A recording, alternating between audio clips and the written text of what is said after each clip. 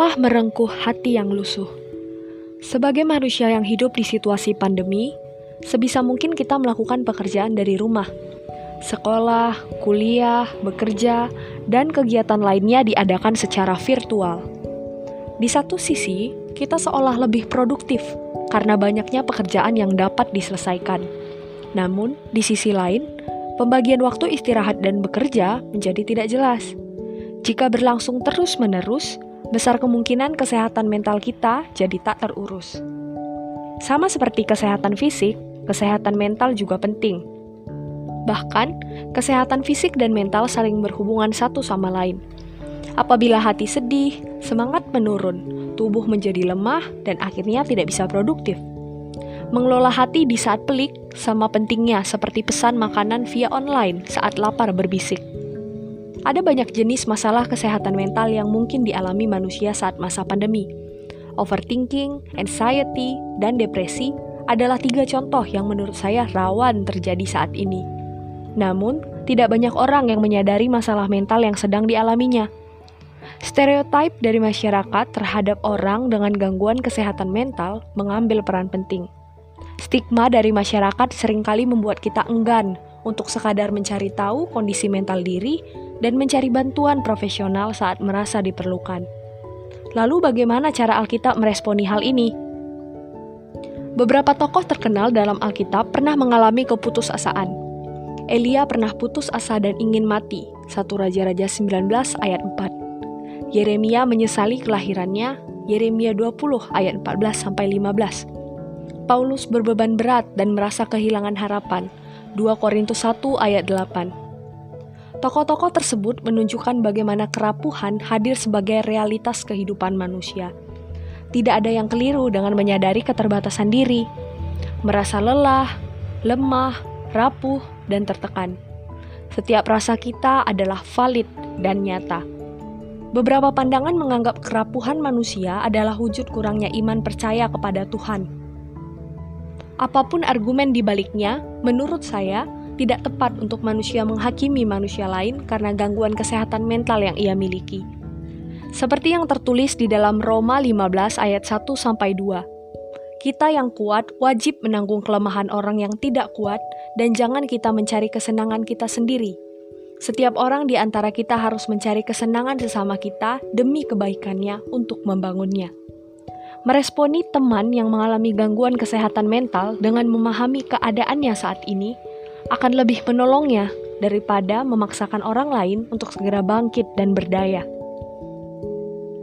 Yesus sendiri pernah merasa sangat tertekan, lalu katanya kepada mereka, "Hatiku sangat sedih, seperti mau mati rasanya. Tinggallah di sini dan berjaga-jagalah dengan aku."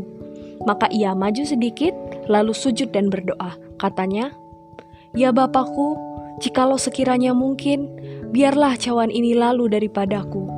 Tetapi janganlah seperti yang kukehendaki, melainkan seperti yang Engkau kehendaki." Matius 26 ayat 38-39. Ia tidak menolak wujud kemanusiaannya. Perasaan lelah dan duka yang mendalam menyelimutinya saat duduk berdoa di Taman Getsemani. Dalam keadaan resah menanti waktu penyaliban, ia menyampaikan isi hatinya kepada Bapa. Kejujuran dan keterbukaan ini menunjukkan relasi yang intim antara Yesus dan Bapa. Dalam kelemahannya, ada penyerahan diri penuh kepada Bapa. Penerimaan Yesus terhadap kerapuhan manusia juga dapat kita lihat dalam Ibrani 4 ayat 15. Sebab, imam besar yang kita punya bukanlah imam besar yang tidak dapat turut merasakan kelemahan-kelemahan kita. Sebaliknya sama dengan kita, ia telah dicobai, hanya tidak berbuat dosa. Yesus turut merasakan sedih, duka, patah hati, dan rasa tidak berdaya kita. Ia menerima kelemahan kita dan merengkuh kita dengan kasih-Nya yang tulus. Saat kita merasa sedih dan seakan kehilangan harapan, datanglah dan berbagi kisah dengannya. Ia akan setia mendengarkan lalu memeluk kita dengan penerimaan. Ia menyembuhkan orang-orang yang patah hati dan membalut luka-luka mereka. Mazmur 147 ayat 3. Menjaga kesehatan mental di saat pandemi bukanlah hal mudah. Aktivitas di luar rumah sangat dibatasi. Bertemu dengan teman-teman, melepas penat pekerjaan dengan kuliner, traveling, juga menonton bioskop, tidak senyaman saat sebelum pandemi. Dalam keterbatasan itu, memiliki teman yang bisa menerima keluh kesah dan memberi topangan adalah hal yang sangat penting. Saat merasa terlalu berat untuk berdoa, berbicaralah dengannya melalui cara kita masing-masing. Saya percaya setiap manusia, bahkan makhluk ciptaan Tuhan lainnya, punya hubungan pribadi dengan Tuhan dengan cara yang tidak harus sama. Atau tidak ada salahnya mencari bantuan psikolog atau psikiater saat kita merasa perlu. Karena Tuhan bisa menolong kita melalui apa dan siapa saja. Matius 8 ayat 17, hal itu terjadi supaya genaplah firman yang disampaikan oleh Nabi Yesaya. Dialah yang memikul kelemahan kita dan menanggung penyakit kita. Saat kita merasa lemah dan terjatuh, ingatlah ada sahabat yang setia menemani kita. Ada Tuhan yang bersedia mendengarkan keluh kesah dan penderitaan kita. Ia tidak menghakimi, tapi mendengarkan dengan sabar dan dengan penuh cinta memeluk kita dalam erat kasih-Nya. Allah merengkuh hati yang lusuh. Tuhan itu penopang bagi semua orang yang jatuh dan penegak bagi semua orang yang tertunduk.